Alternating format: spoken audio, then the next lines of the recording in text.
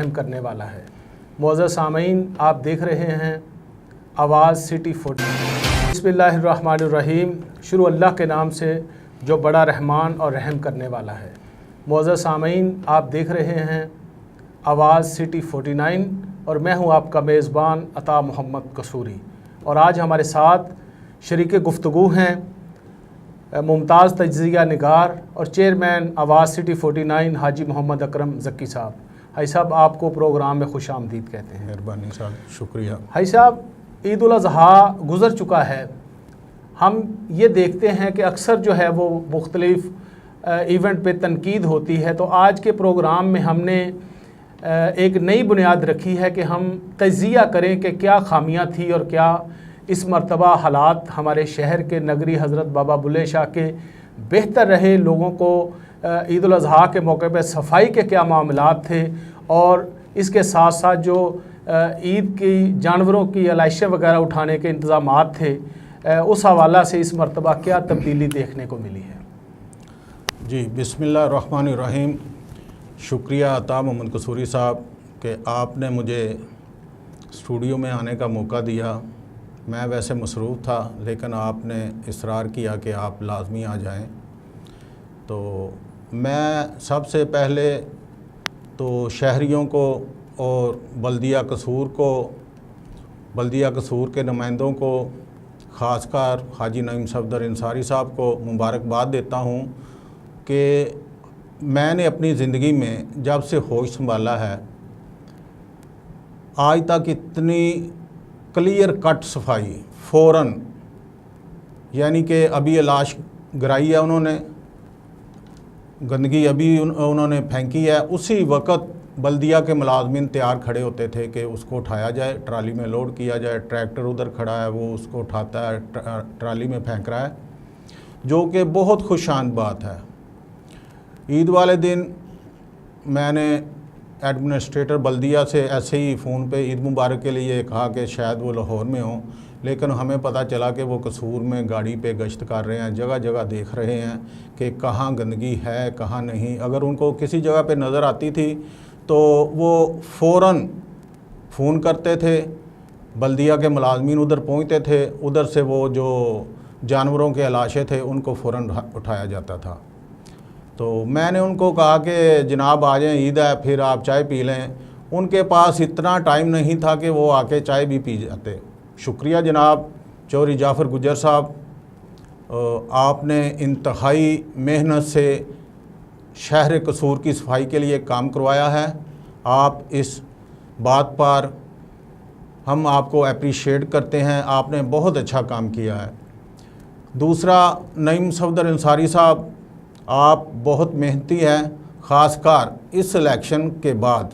पहले आप सोए हुए थे, मेरे ख़्याल में अरसा दराज के बाद नज़र आते थे, अब आप 24 घंटे हाज़िर नज़र आते हैं। दोस्त अक्सर यही कहते हैं कि रात को 12 बजे फ़ोन करें। मेरे एक सहाफ़ी दोस्त हैं, वो मुझे आज ही सुबह बता रहे थे कि अब ये हालात हैं कि रात को 12 बजे फ़ोन करते हैं, या हाजी सफदर उठा लेता है या नईम सफदर उठा लेता है। ये खिदमत खलक जज्बा है आपका, आप अवाम के लिए बहुत कुछ कर रहे हैं। अगर ऐसे ही करते रहे तो इंशाल्लाह फिर जो आपको इस इलेक्शन में प्रॉब्लम आई थी, इंशाल्लाह ऐसे प्रॉब्लम नहीं आएंगे आपको। और जो सहाफ़ी बता रहा था वो आपका कट्टर मुखालफ है, अभी भी मुखालफ है, आपके ख़िलाफ़ पोस्टें भी लगाता है, तनकीद भी करता है। लेकिन मुझे सुनकर खुशी हुई कि जो आपके ख़िलाफ़ तनकीद करता है, आज वो कह रहा था कि जी वो फ़ोन रात को 12 बजे भी करें तो उठाते हैं। तो आपका भी शुक्रिया, आपने बड़ी मेहनत से काम किया है। तो भाई साहब, क्या ये वजह तो नहीं है कि हाजी साहब को, हाजी नईम सफदर अंसारी साहब को बार बार मेंबर सूबाई असम्बली मुंतखब होने के बाद पहली मरतबा जो है वो इस ट्रिनोर में ख़ास तौर पे वज़ीर आला पंजाब मोहतरमा मरियम नवाज़ साहबा ने चेयरमैन मॉनिटरिंग ज़िला कसूर की ज़िम्मेदारी सौंपी है, तो क्या यही वजह तो नहीं है कि वो इस टिनोर में कम अज़ कम बहुत ज़्यादा एक्टिव नज़र आ रहे हैं? नहीं कसूरी साहब, ये भी वजह है, लेकिन जो मेरी नज़र में सबसे बड़ी वजह है ना, जो अवाम ने इस इलेक्शन में उनको झटका दिया है ना, झटके पे झटका देते रहे अवाम। जहाँ भी जाते थे आगे से वो पुजारी नहीं मिलती थी जो उनको मिलनी चाहिए थी कि एक MP इतनी मरतबा शहर कसूर में हुआ है, उनकी ऑनर होनी चाहिए। मेरे नज़र में उन्हें एहसास हुआ है कि अवाम की खिदमत करनी चाहिए, अवाम काम मांगते हैं, जो वो बिल्कुल कर रहे हैं। मैं और सारे शहर के लोग देखते हैं, वो अक्सर सफाई के लिए खुद उन्होंने ट्राउज़र पहना हुआ है, तो रात को भी नज़र आते हैं रोड्स पे, सुबह को भी आते हैं, बल्दिया के मुलाजमीन के साथ नज़र आ रहे हैं। ये उनका बड़ापन है कि अवाम की खिदमत के लिए काम कर रहे हैं, चाहे अवाम के डर से ही कर रहे हैं कि आइंदा फिर इलेक्शन में अवाम का सामना करना है।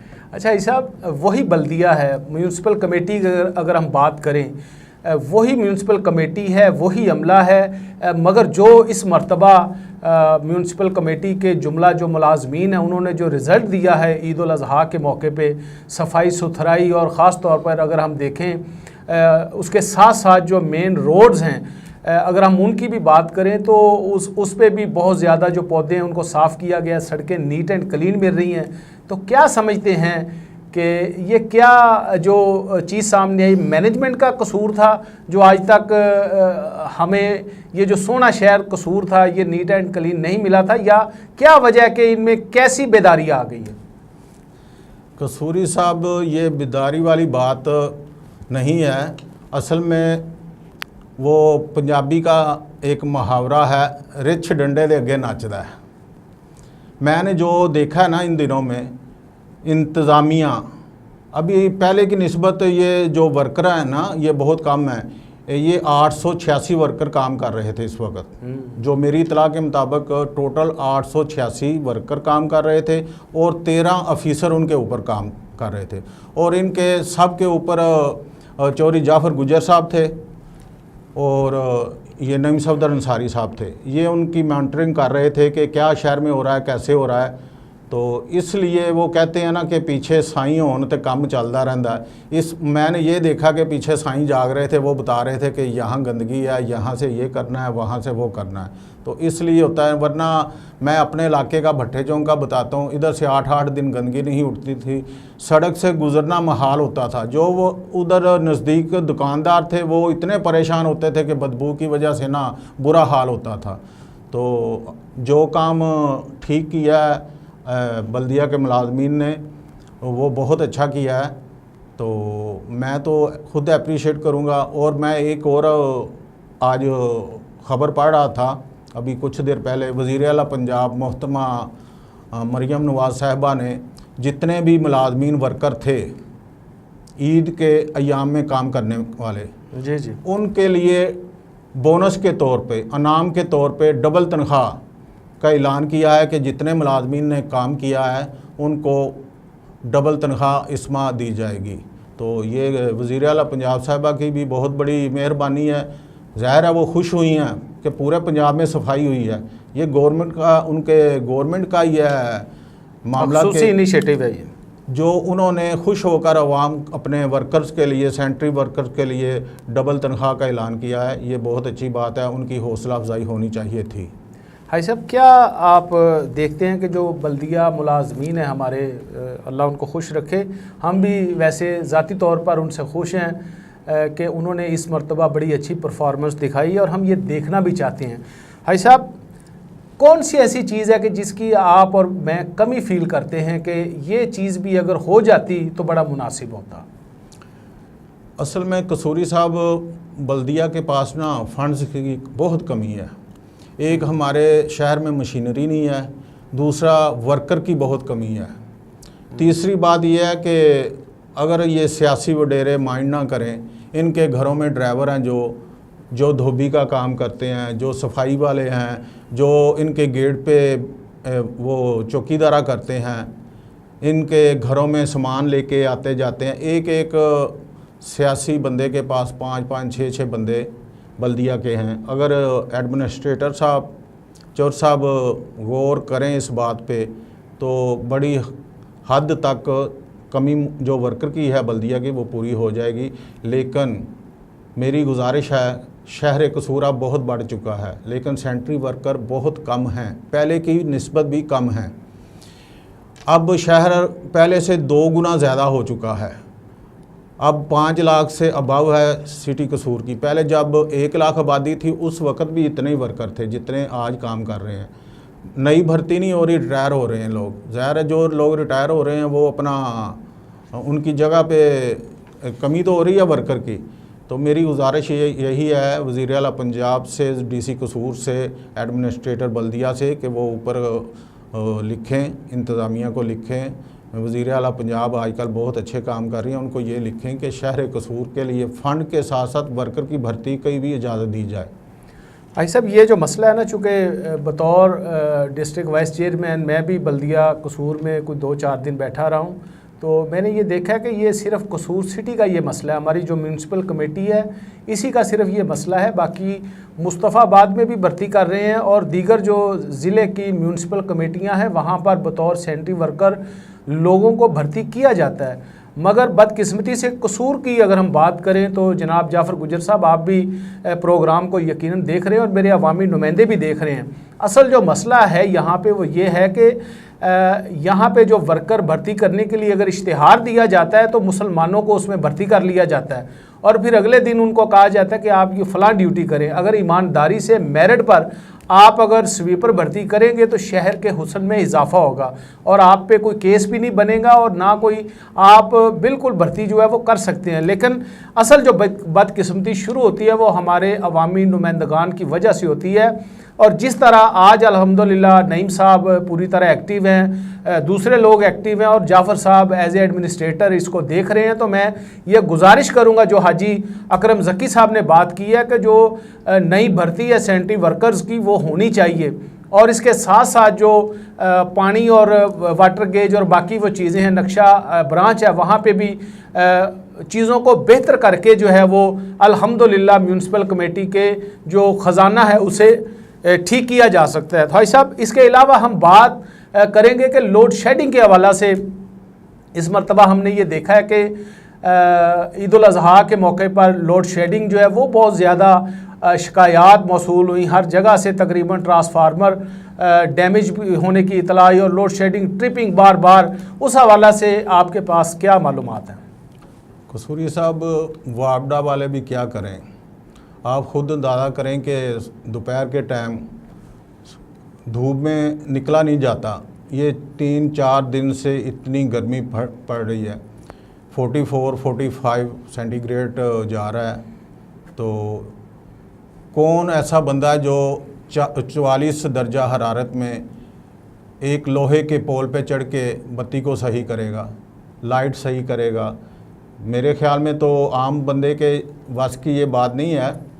ये आप इनका हौसला देखें वापडा वालों का, सब उनको डिग्रेड करते हैं, ऐसे हैं वैसे हैं। मैं उन दोस्तों से, उन भाइयों से ये रिक्वेस्ट करूंगा कि आप खंबे पे ना चढ़ें, सिर्फ खंबे के पास खड़े हो जाएं कोई 5-10 मिनट के लिए, फिर आपको एहसास होगा कि वो कैसे सख्त गर्मी में काम कर रहे हैं।